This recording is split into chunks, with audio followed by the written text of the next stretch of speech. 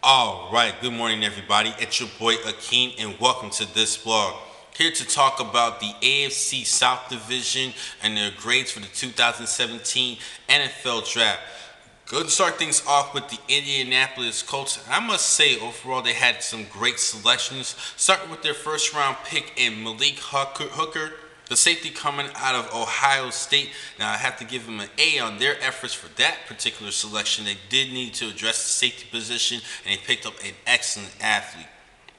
Next up is Quincy Wilson, the second round pick coming out of Florida. Now he definitely has some good ability. He's not as good as his teammates Taz Tabor, but I think this is a pretty good selection in the second round.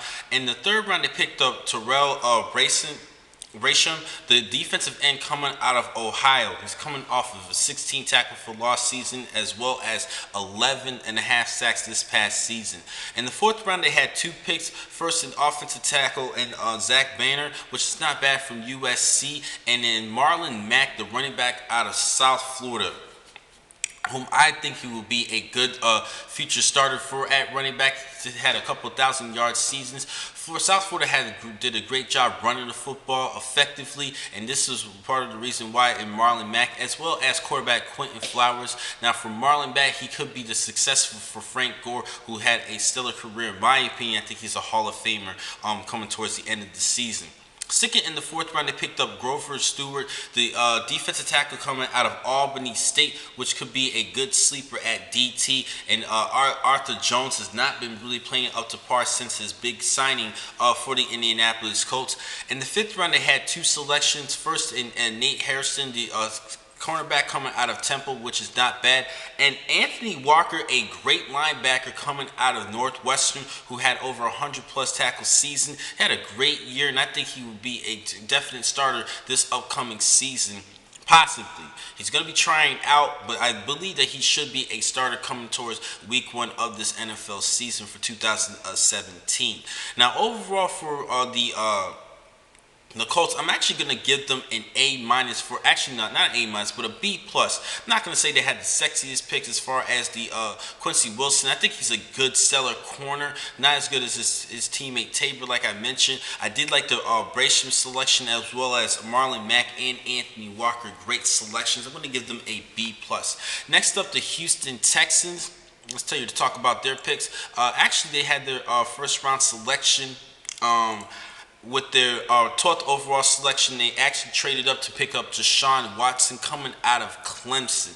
I think this was an interesting pickup as far as trading up to select Watson. I think he could have still been available when they needed him and later on, but I do understand, so they had to try to get their quarterback immediately. They no longer had Brock Osweiler. He is now with the Cleveland Browns. He was definitely a salary cap situation in which they had no faith in him even after just one season. So Tom Savage and Brandon Weeder was going to be duking out at quarterback, but it looks like Deshaun Watson can benefit right away. He does have some great players around him.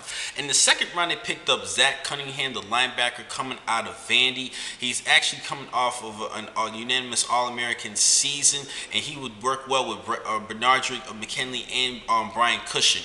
Me personally, I think he should be an outside linebacker, but a lot of people are looking at him as an inside linebacker. I think he needs a little bit more meat in his muscle just to become an inside linebacker, because he's a little bit lanky to play inside because of his height and weight.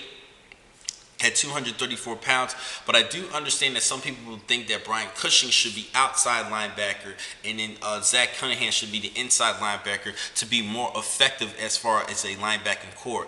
In the third round, they went with Deontay Foreman, the running back coming out of Texas. Now, yes, they already had Lamar Miller as the starting running back, but he does need a backup who could run in between tackles with some speed and power. I do like Deontay Foreman. In the fourth round, they had two selections. First was Julian Davenport, a good offensive tackle coming out of Bucknell, as well as Carlos Watkins, a defensive tackle coming out of Clemson. This is a big pickup. Clemson did just win a national championship, and defensively he actually had a good showing this past season. In the fifth round, they picked up Tristan DeKyle, the safety coming out of Oregon State. That was an okay pick. And Kyle Fuller, not relation to the other Fullers, the Fullers for the Chicago Bears, but Bear center. He's the center coming out of Baylor Bear. Not bad selection. Hopefully, he will make the 53-man roster coming towards the beginning of the season. Now, for the Houston Texans, I'm actually going to give them a good B for this one. I'm going to just give them a solid B for their efforts. Next up is the Jacksonville Jaguars. Now, they did have some couple of great selections. With their first pick, they went with running back Leonard Fournette, 4th overall. They are in dire need for a stud at running back, and he should start right away as a rookie over T.J. Yeldon and company. Next up is in the second round, they picked up Cam Robinson out of Alabama to address the offensive line and help out Leonard Fournette and even protect Blake Bortles. I think these were two great selections. And the third one, they went with Dwayne Smoot, the defensive end coming out of Illinois. I think he's more of a 3-4 DE in my opinion. This was an okay selection. In the fourth round, they picked up D.D. Westbrook, the Biletnikoff Award winner, given to the nation's top wide receiver in 2016. Fifth round, Blair Brown. I think this kid could be a good sleeper entering this year because he is coming off of 128 tackles this past season, and I believe 10 plus tackles for loss. In the seventh round, that was their next selection. They actually had 2 picks in the seventh round, and they went with Marquez Williams, a fullback coming out of Miami of Ohio, and Jalen Myrick out of Minnesota, the cornerback. Now, overall for the Jacksonville Jaguars, I'm actually going to give them a B+. I did like their first 3 selections with Smoot, Cam, not Smoot, Cam Robinson, Leonard Fournette. Not the first 3 rounds, but I do like the D.D. Westbrook selection as well as the Blair Brown selection in the 5th round. Finally, the Tennessee Titans. I think they actually did the best out of the entire South Division. I'm going to give them a B+ as well. Now, I'm going to actually start off with, an A-. I'm going to start off with their first round pick in Corey Davis. This was a reach in this one, but not too much of a reach. I actually like this selection. He should be the #1 receiver entering this year. They have high hopes, and they really need a #1 target for Marcus Mariota to throw to and not just depend on Delanie Walker. Next up is Adoree Jackson. He was the second first round selection and pick number 18th overall. In the first round, they went with Adoree Jackson out of USC. Stellar athlete, played on both sides of the field, but he's better known defensively as a cornerback. In the third round, that was their next selection. They went with Tywan Taylor out of Western Kentucky. He's actually coming off of a 1,000-yard season, big year, and I think he could become a good receiver add more competition in the receiving core. In the third round, they went with Janu Smith, who could be a good future replacement for Delanie Walker. He's actually coming out of Florida International. I think he's definitely a receiver who could haul in some passes along with Taylor and Davis. Fifth round, they went with J.M. Brown, the linebacker coming out of UCLA. That was a decent selection. Sixth round, they went with Corey Levin out of Tennessee Chattanooga.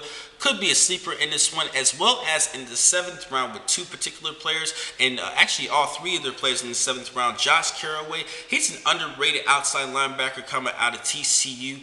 Brad Seaton, I actually did the scout report on him, offensive tackle out of Villanueva, and Kalafani Muhammad, who could be a good backup running back for DeMarco Murray. He's actually the running back from Cal who could do it all, run and catch. He had to deal with some injuries and splitting some time, but I think this is a good running back overall, especially in the 7th round. They picked up some good, valuable picks in the 7th round, and I think one of the 3 can be a sleeper. Now, overall, like I said, I'm going to give them an A-. I really like their selections, including their 7th round picks and value picks. And I think they actually did the best out of all the teams in the AFC South Division.